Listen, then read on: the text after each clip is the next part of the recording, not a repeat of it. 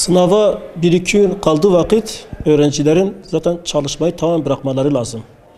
Aksi durumda kaygıdan kurtulamazlar. Kaygıyla, ondan sonra stresle sınava giren öğrenci başarısız olur. Bu nedenle öğrencilerimize tavsiyemiz sınava 1-2 gün kaldığı vakit tamamen ders çalışmayı bırakıp havada bir ortama gitmeleri ya da bir pikniğe ailesiyle beraber gitmesi, yeşil ortamda zihnini dinlendirmesi gerekmektedir. Zaten öğrenci yeteri kadar çalışmıştır.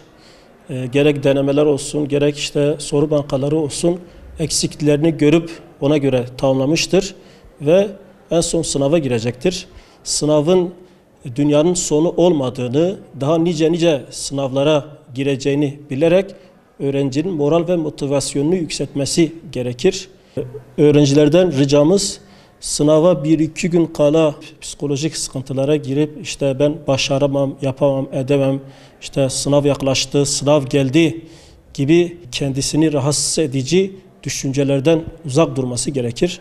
Rahat olması lazım. Sınav kaygısından kurtulmak için de zihnini dinlendirmesi lazım. Sınava bir gün kala da öğrencimizin mutlaka gidip sınava gireceği yeri, sınıfı görmesi, hatta eğer imkanlar el veriyorsa sınava gireceği masada bir müddet oturması onun için iyi olacaktır.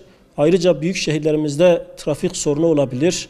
Bu nedenle bazı öğrencilerimiz sınava yetişemeyebiliyorlar. Emeklerinin heba olmaması için öğrencilerimiz buna göre önlemlerini almaları lazım.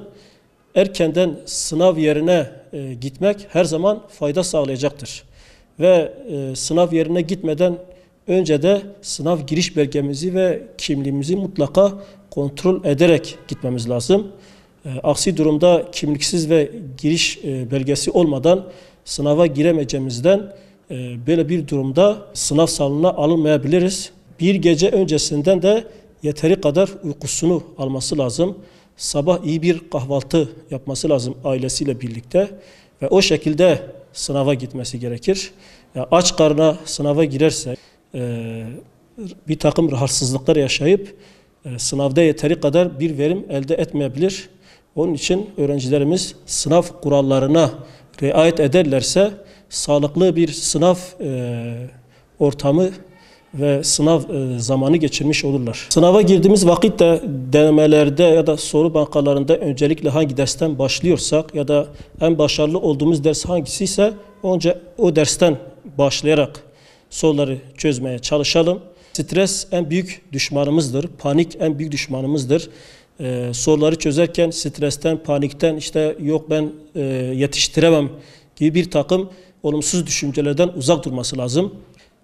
Çözemediği soruları işaretleyip daha sonra o sorulara geçmesi lazım. Bazen öğrencilerimiz sorularla inatlaşabiliyorlar. Çözemediği soru üzerinde 10 dakika, 15 dakika durabiliyor. Bu yanlıştır. Unutmayalım ki her bir sorunun belli bir süresi vardır ve o süreyi aştığımız vakit diğer sorunun süresinden zaman kaybetmiş oluruz. Onun için çözemediğimiz sorularda tekrardan geri dönüş yaparak soruları çözelim. Ayrıca kodlamalar da çok önemlidir. Evet, bütün soruları çözdük ama kodlamayı yetiştirmediğimiz vakit bütün emeklerimiz boşa gidecektir. Onun için her sayfadan sonra ya da her sorudan sonra öğrenci artık ona göre kendisini ayarlayabilmelidir ya da alıştığı yöntem neyse ona göre kodlamalarını da yapmalıdır. Kesinlikle öğrencilerimizin kodlamaları sona bırakmasını biz tavsiye etmiyoruz. Çünkü zaman yetişmeyebilir. Onun için dikkatli bir şekilde sınav kurallarına riayet etmek lazım.